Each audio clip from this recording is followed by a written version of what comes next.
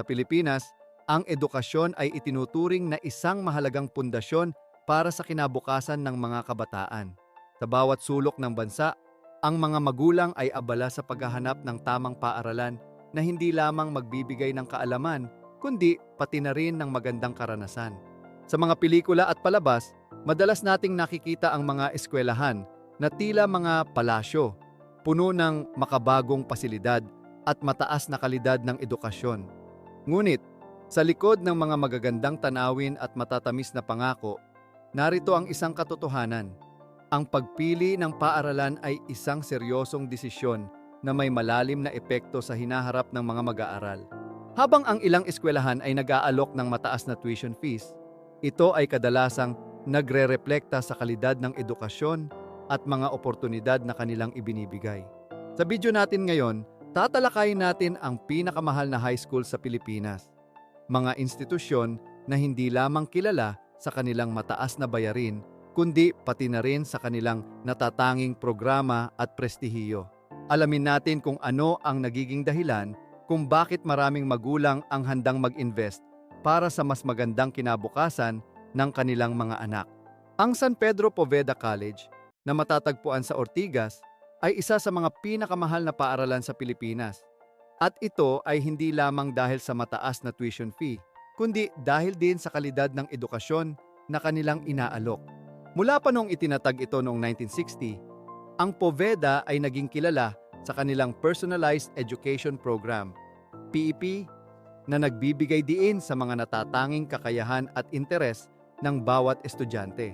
Ang mga mag-aaral ay hindi lamang tinuturuan ng mga tradisyonal na asignatura, kundi pati na rin ng mga makabagong kurso tulad ng digital arts, robotics, biochemistry, at creative writing. Ang tuition fee dito ay umaabot mula 130,000 hanggang 160,000 bawat taon. Ngunit maraming magulang ang naniniwala na ito ay sulit dahil sa kanilang advanced placement program na nagbibigay daan sa mga estudyante na kumuha ng college courses kahit nasa high school pa lamang sila. Isang pangunahing aspeto ng Poveda ay ang kanilang pagtutok sa social grace and etiquette, na mahalaga hindi lamang sa akademikong tagumpay, kundi pati na rin sa pagbuo ng magandang asal at pag-uugali. Sa ganitong paraan, ang mga estudyante ay nahahasa hindi lamang bilang mga mag-aaral, kundi bilang mga responsableng mamamayan. Ang eskwelahan ay mayroong masiglang komunidad ng mga guro at estudyante na nagtutulungan upang makamit ang kanilang mga layunin. Sa kabilang dako, ang Assumption College of San Lorenzo sa Makati City ay isa ring prestihiyosong all-girls school na itinatag noong 1940. Kilala ito bilang isang elite school kung saan nag-aaral ang mga anak ng mayayamang pamilya at mga kilalang personalidad.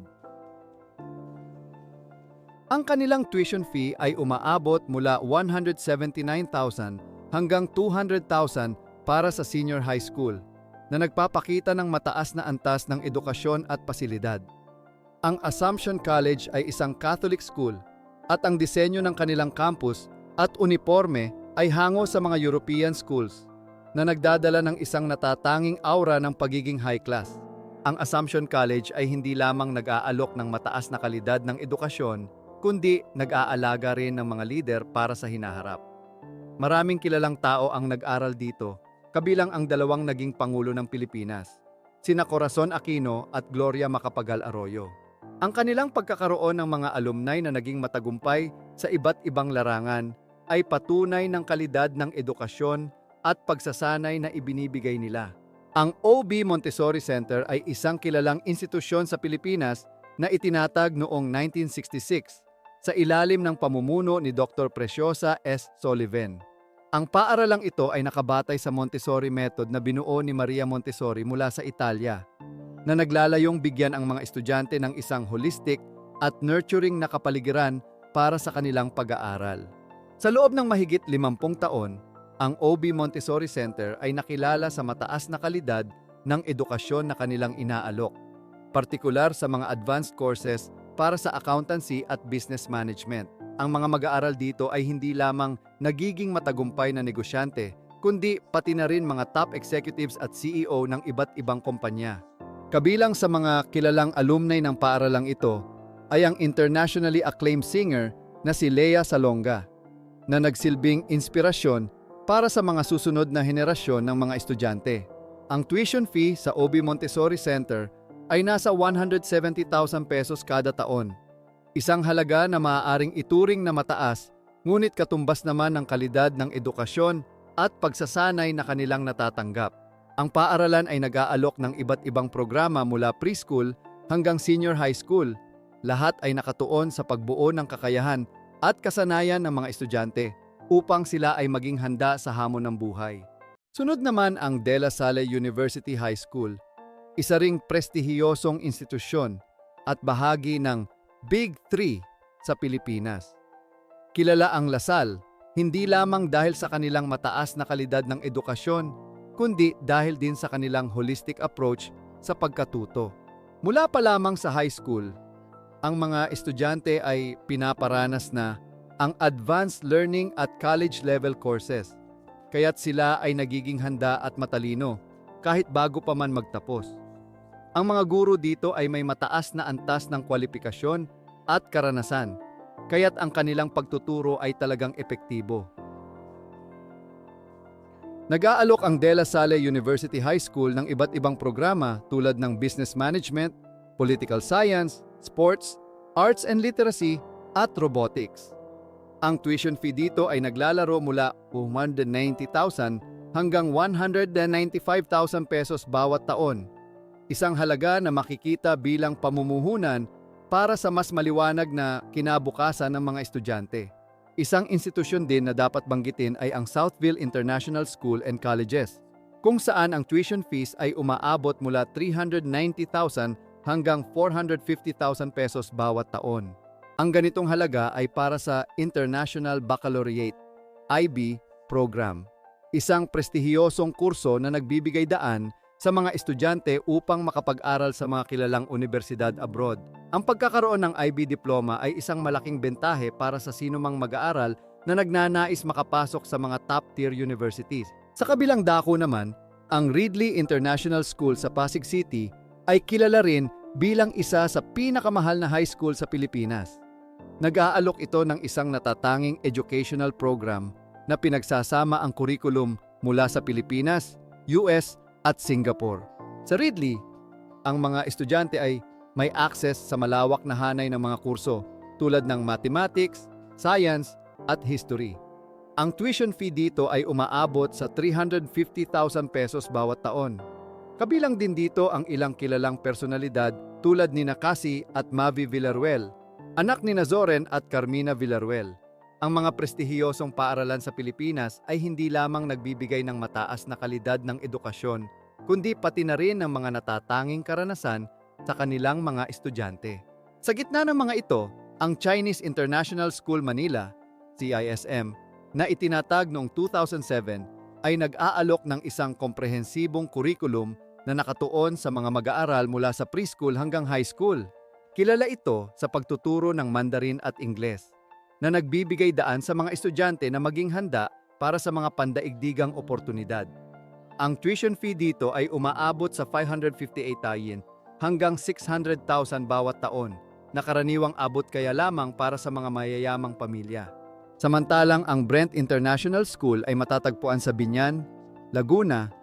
Kilala ito hindi lamang dahil sa magandang tanawin kundi dahil din sa kalidad ng edukasyon. Dito nag-aral ang mga anak ng kilalang personalidad tulad ni Manny Pacquiao at Donnie Pangilinan. Ang paaralan ay nag-aalok ng International Baccalaureate, IB, at iba pang mga kurso na nakatuon sa holistic development ng mga estudyante. Ang tuition fee dito ay nag-iiba mula 456,153 hanggang 1,000,036. Ang British School of Manila naman ay isa pang kilalang institusyon na nakabase sa British National Curriculum. Kilala ito sa mataas na kalidad ng edukasyon at modernong pasilidad. Gayunpaman, ang kanilang matrikula ay itinuturing na isa sa pinakamahal sa bansa na nagsisimula sa higit 1 milyon bawat taon. Sa kabila ng mataas na presyo, ang paaralan ay nag-aalok ng natatanging karanasan at mataas na kwalipikadong guro na nakatuon sa pag-unlad ng kanilang mga estudyante. Huwag kalimutan ang International School Manila, ISM, ang pinakamatandang international school sa bansa. Itinatag noong 1920. Ito ang unang paaralan na nag-alok ng IB Diploma Program sa Asia. Ang ISM ay may malaking populasyon ng mga estudyante mula sa iba't ibang lahi at kultura na nagbibigay daan para sa isang mas malawak na pananaw at karanasan. Ang tuition fee dito ay umaabot sa 5.5 milyon, ngunit ang kanilang holistic approach at state-of-the-art facilities ay nag-aalok ng napakahalagang edukasyon para sa kanilang mga mag-aaral. Ang bawat isa sa mga paaralang ito ay may kanya-kanyang katangian at benepisyo. Ang CISM ay nakatuon sa pagbibigay ng dekalidad na edukasyon habang pinapahalagahan ang kulturang Tsino at Kanluranin. Ang Brent International School naman ay nagbibigay diin sa holistic development at magandang kapaligiran para matuto. Samantalang ang British School of Manila at ISM ay nag-aalok ng mas mataas na antas ng edukasyon, ngunit may kasamang mataas na gastos. Sa huli, sa kabuuan, ang pagpili ng tamang paaralan para sa iyong anak ay isang mahalagang desisyon. Dapat isaalang-alang ang kalidad ng edukasyon, halaga ng matrikula, at iba pang aspeto tulad ng extracurricular activities at support services para matiyak ang pinakamainam na karanasan para sa mga estudyante. Sa huli, ang layunin ay hindi lamang makakuha ng mataas na marka, kundi maging handa para sa hinaharap. Isang hinaharap kung saan sila ay magiging matagumpay at makabuluhan.